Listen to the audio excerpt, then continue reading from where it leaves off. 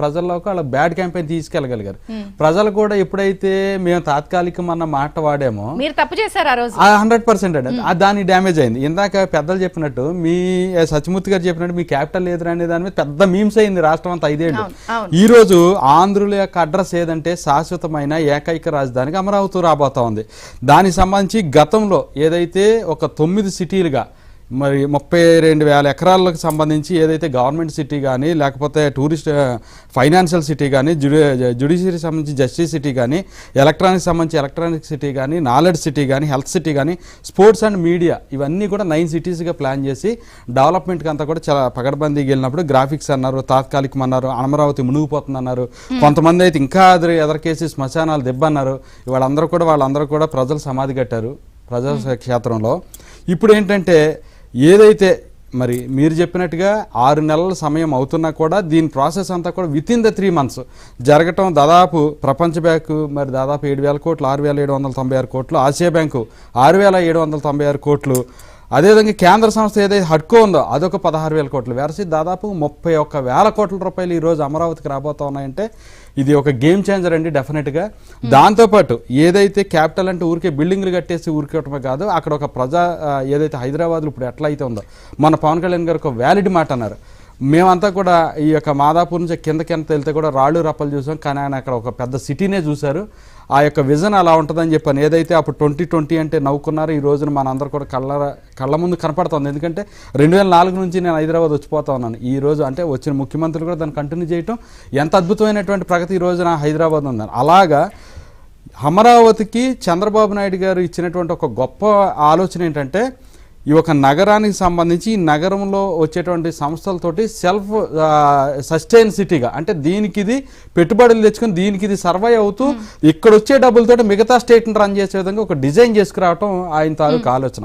దాంతోపాటు చూడండి ఈ రోజున 5 ఏళ్లలో ఏదన్నా మంత్రులు ఎమ్మెల్యేలు ఓపెన్ చేసిన ఏమంటే హ్యాండ్ పైపులు లేకపోతే ట్రాన్స్ఫార్మర్లు లేదంటే నూడిల్స్ షాపులు ఇట్లాంటివి ఓపెన్ చేస్తే ఈరోజు చూడండి ఒక్కసారిగా నిన్న చూస్తే లోకేష్ గారు ఏదైతే ఫిష్ మార్ట్లు మటన్ మార్లు ఇట్లాంటివి చేస్తే ఈరోజు చూడండి అన్నీ కూడా మరి ఏదైతే ఫిజిక్స్ వాళ్ళ పీడబ్ల్యూ కానీ టోనీ బ్లేర్ ఇన్స్టిట్యూట్ ఏదైతే టీబీటీ ఫర్ గ్లోబల్ చేంజ్ ఏదైతే ఉందో దాదాపు 1,000 కోట్లతోటి ఒక పక్కనేమో పీడబ్ల్యూ అమెజాన్ దాని భాగస్వామ్య కంపెనీతోటి కానీ ఇది కానీ ఏ టెక్నాలజీ ఏదైతే చంద్రబాబు నాయుడు గారు ఒక 50 ఏళ్ళు ముందు ఆలోచిస్తారండి. ఆలోచిస్తే అప్పుడు ఐటీ ఈ రకంగా ఉండబోతుంది. ఏదైతే రీసెంట్గా చనిపోయినటువంటి ఎంఎస్ కృష్ణ గారు కూడా చంద్రబాబు నాయుడు గారి గురించి మాట అన్నారు. ఆ రోజు వీళ్ళిద్దరు కూడా సమకాలిక చీఫ్ మినిస్టర్స్గా ఆయన కర్ణాటక ఈయన ఆంధ్రప్రదేశ్లో ఉన్నప్పుడు ఆయన అన్నది ఏంటంటే చంద్రబాబు నాయుడు గారు చాలా గ్లోబల్గా ఆలోచిస్తాడు, ఆయన ఆలోచన ఒక 20-25 ఏళ్ళు ముందు ఉంటుంది, మేము కొత్తగా ఏం థింక్ చేయక్కర్లేదు, ఆయన ఫాలో అయితే చాలు మా స్టేట్ని మేము డెవలప్ చేసుకోగలమని చెప్పేసి.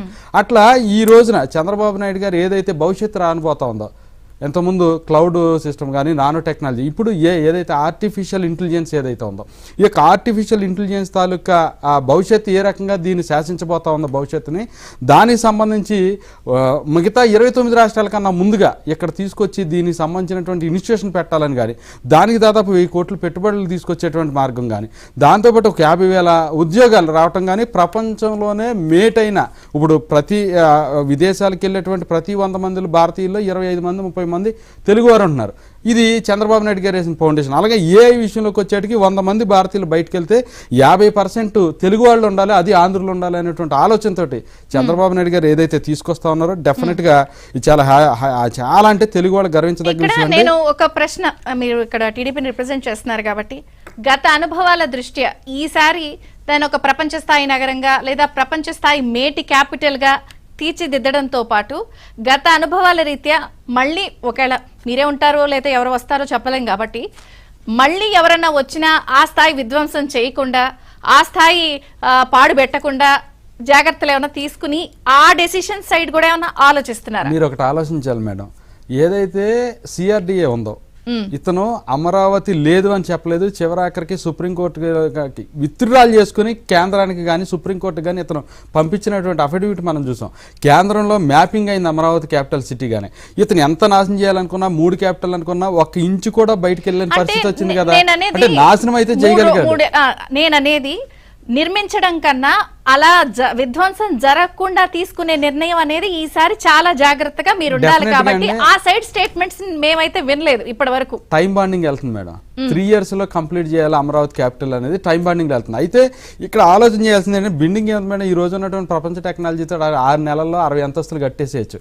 బిల్డింగ్ కన్స్ట్రక్షన్ అనేది నథింగ్ మ్యాటర్. కానీ అక్కడ ఆ యొక్క సామాజిక ఒడంబడిక ఎకోసిస్టమ్ బయట నుంచి ప్రజలు సామాజిక ఒడంబడిక ఉండాలి. అందుకోసమే 2050కి 35 లక్షల మంది జనాభా అమరావతి క్యాపిటల్లో నివసించడానికి సంబంధించినటువంటి ఏర్పాట్లు, అంతమంది రావడానికి సంబంధించినటువంటి ఏర్పాట్లు కూడా చాలా క్రిస్టల్ క్లియర్గా ఆ యొక్క ముఖ్యమంత్రి గారు, మంత్రిమండలి, లోకేష్ గారు, పవన్ కళ్యాణ్ వీళ్ళందరూ కూడా ఆలోచిస్తున్నారు. అదృష్టం ఏంటంటే మన అవసరం కేంద్రానికి ఉంది, కేంద్రం అవసరం మనకుంది కాబట్టి ఈ జోడీలో కూడా బ్రహ్మాండంగా వెళ్తా ఉంది కాబట్టి ఆ ఇబ్బంది లేదండి. ఖచ్చితంగా ఇప్పుడు ఇందాక సత్యమూర్తి గారు కూడా మాట చెప్పారు, ఏదైతే మీరు అడిగిన దానికి వీళ్ళు కేంద్రం నుంచి ఇచ్చేటువంటి డబ్బులకు సంబంధించి అప్పు తెస్తున్నారు, అప్పులు పాలైపోతుంది, లేకపోతే అది అప్పే రుణం, అంతేగాని అదే అందుకే అంటున్నామండి. దానికి సంబంధించి ఈ బాధ్యత మంద కాదండి, కేంద్రం బాధ్యత. మధ్యలో ఉండేది కేంద్రం. మనం డబ్బులు తీసుకొచ్చి ఖర్చు పెట్టి దానికి సంబంధించినటువంటి డీటెయిల్స్ అన్ని కూడా కేంద్రానికి, అదేవిధంగా ప్రపంచ బ్యాంక్కి, ఏషియన్ బ్యాంక్కి మనం సబ్మిట్ చేసుకుంటా ఉంటే వాళ్ళు డబ్బులు ఇస్తా ఉంటారు.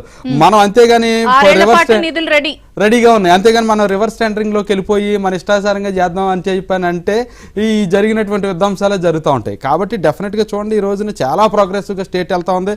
ఓ పక్కన పోలవరానికి బ్రహ్మాండంగా నిధులు వస్తూ ఉన్నాయి. పోలవరం ఏపీ ఏదైతే అమరావతి పోలవరం మీరు చెప్పుకోవడం వేరు, ప్రజల్లోకి అవి తీసుకువెళ్ళి కొంత దాన్ని చొప్పించడం వేరు.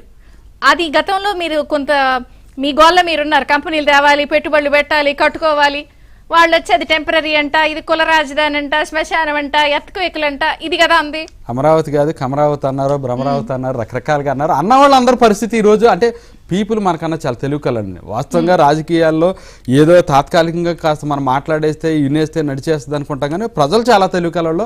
అల్టిమేట్గా ఏదైతే 151 ఇచ్చి తప్పు చేశారో అదే చాలా పెద్ద ఇదండి. కానీ ఈ రోజున మరి దాన్ని దాటి వాళ్ళకి 11 మిగిల్చి 124 సీట్లు ఇవ్వటం అంటే ప్రజలు ఎంత విజ్ఞతతో ఆలోచించారు, అభివృద్ధి కోసం ఎంత చంద్రబాబు నాయుడు గారు నమ్మకం పెట్టుకున్నారో డెఫినెట్గా అది జరుగుతూ ఉందండి. ఈ రోజున ఒక్కొక్కటే ఓ పక్కన ఏదైతే ఇందాక అన్నట్టుగా ఆంధ్రప్రదేశ్ జీవనాడి పోలవరం ఒక పక్క, రెండో పక్క అమరావతి. వీటితో పాటు ఏదో రెండింటిని డెవలప్ చేద్దాం, లేకపోతే అమరావతిని సెంట్రలైజ్డ్గా ఒక దగ్గరే డెవలప్మెంట్ పెడదాం అనేది కాకుండా ఏ జిల్లాల్లో ఏ కెపాసిటీస్ ఉన్నాయో వాటి పొటెన్షియాలిటీ ఏముంది దానికి తగ్గట్టుగా ఆ డిజైన్స్ తోటి అన్ని చోట్ల కూడా అంటే డీసెంట్రలైజ్డ్ డెవలప్మెంట్ వెళ్తా ఉన్నాం. క్యాపిటల్ వన్స్ ఉంటుందండి, ఒక దగ్గర ఉంటుంది, గవర్నెన్స్ ఒక దగ్గర ఉంటుంది, డెవలప్మెంట్ మాత్రం డీసెంట్రలైజ్గా ఉంటుంది. ఆ రకమైనటువంటి ఆలోచనతో వెళ్తా ఉన్నారు. నిన్న కూడా చూడండి, 70 ఏళ్ల నుంచి రోడ్లు లేనటువంటి దగ్గర డిప్యూటీ సీఎం గారు పోయి ఆ యొక్క కేంద్ర ప్రభుత్వం ముఖ్యమంత్రి గారు ఆదేశానుసారం వారు వెళ్ళి అక్కడ రోడ్లు, ఎందుకంటే మనం ప్రతిసారి పేపర్లో చూస్తాం, టీవీలో చూస్తాం, ఆ డోలీల్లో మోసుకుపోయి మధ్యలో చనిపోయేటువంటి పరిస్థితుల్లో ఈరోజు అక్కడ అంటే ఒకటండి, డెవలప్మెంట్ అనేది అంతా జరగాలి. ఏపీ అనేది అగ్రగామి రాష్ట్రంగా దేశంలో ఉండాలి. 2050 నాటికి డెఫినెట్గా ప్రపంచంలోనే అగ్రగామి సిటీగా అమరావతి ఉండాలి, అగ్రగామి రాష్ట్రంగా ఆంధ్రప్రదేశ్ ఉండాలి. పెట్టుబడులకి ఇది ఒక స్వర్గధామంగా ఉండాలనేది ఇంతకుముందు ఈజ్ ఆఫ్ డూయింగ్ బిజినెస్ చేశారు. ఫస్ట్